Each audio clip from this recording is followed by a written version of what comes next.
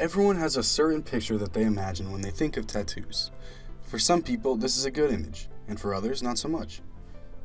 Whether it is a negative image or a good image, tattoos have always been a controversial topic with a community that's one of a kind. But why do people get tattoos? They're painful, expensive, and serve no function other than to look cool. And yet people still spend thousands of dollars and hundreds of hours to achieve the look that they desire. To answer this question, we need to look at the origin of tattoos and figure out when, where, and why they started in the first place. 12,000-year-old tools for tattooing were discovered in France, Portugal, and Scandinavia. The oldest surviving tattoos date back from the 5th to 4th millennium BC on a mummy named Otzi the Iceman, found in the Ots Valley in the Alps. The mummy of Amunet from ancient Egypt and the mummies at Parzurk, Siberia were unearthed to reveal skin with tattoos on them. In some cases in ancient Egypt and India, tattoos were used as a method of healing and occasionally as a religious marking. They could be used as a mark of status or, on the opposite side, as punishment. Tattoos in the Philippines and in the Polynesian Islands were marks of rank and accomplishments, and people believed that tattoos held magical properties. With the rise of Christianity, tattooing became considered a barbaric tradition and slowly faded in Europe, only to return with transoceanic travels in the 16th century. Oftentimes, these travelers would bring home indigenous people with tattoos. During this time period, tattoos were reserved for sailors and the people of the lower class.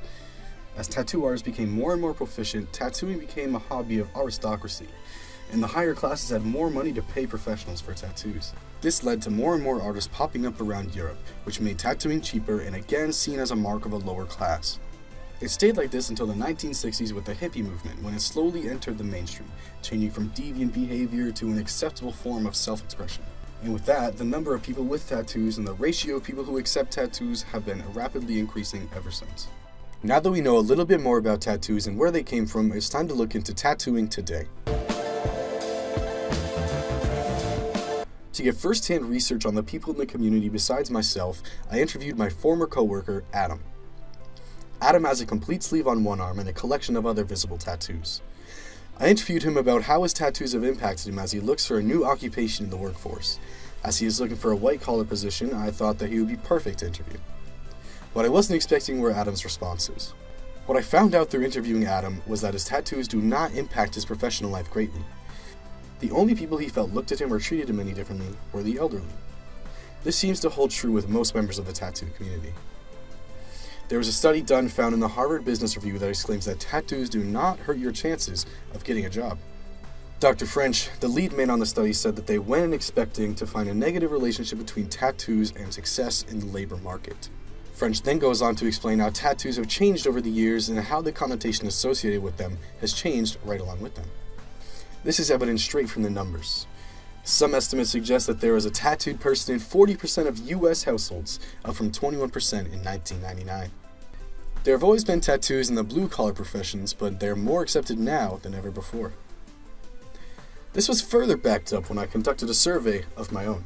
The survey was essentially a way to interview the masses and see their perception of tattoos. When creating the survey questions, I made sure to ask questions that would first describe the demographics of the people who were taking the survey, and then look further into how those demographics thought of tattoos. Originally, I had thought that most of the responses were going to be from people around my demographic, college students who may or may not be a member of the tattoo community. I had also thought as the generations went further back, the view on tattoos would get more negative. I posted the survey on my Facebook, where the mother of a friend shared it to all of her friends. This opened it to a group of people that were not like me and possibly would answer differently to the questions than my demographic would. The older generation, as well as my friends from Snapchat and Instagram, combined for a total of over 265 responses. Once I was satisfied with the amount and the quality of those responses, I closed the survey. I had been collecting responses for 3 days total and yielded many more than I originally thought I was going to receive. The most important questions from the survey were the ones at the end. I asked the respondents the same question from the perspective of themselves, their parents, their grandparents, and lastly, society. When asked how the respondents' grandparents viewed tattoos, negatively was the most frequent response at 35.8%. This number dropped to 32.5% when asked about the parents of the respondents. The big change occurred when asked about how the respondents themselves viewed tattoos. The graph flipped, with the negative option only accounting for 16 responses total for that option, and exactly 100 more people chose positively. The survey concluded with the last question asking about society's perception of tattoos. The largest portion of the responses were both positive and negative, which represented over half of the responses at 55.4%. For this question, the negative option only accounted for 12.2% of responses. This answered all the questions that I had in my mind since the beginning of my research. The observation report was the first piece of research I conducted and then was verified by my following research. What the observation report did was give me an opportunity to view how the members of the tattoo community interact with each other. I wanted to see how the newer type of tattoo shop was compared to the older style. I have been to both the biker gang tattoo shop and the more aesthetically pleasing art focus shop. When comparing the two types of shops, the main pro of the modern shop is better customer service. The artists at the new age shops tend to be much nicer and seem more interested in what you want to do. In the older shops, the artists tend to be colder and not as welcoming as the ones in the newer shops. The Electric Flamingo Tattoo Company falls into the category of newer shop. As I sat in their waiting room for about an hour, I witnessed many interactions between people inside the tattoo community and those that were outsiders.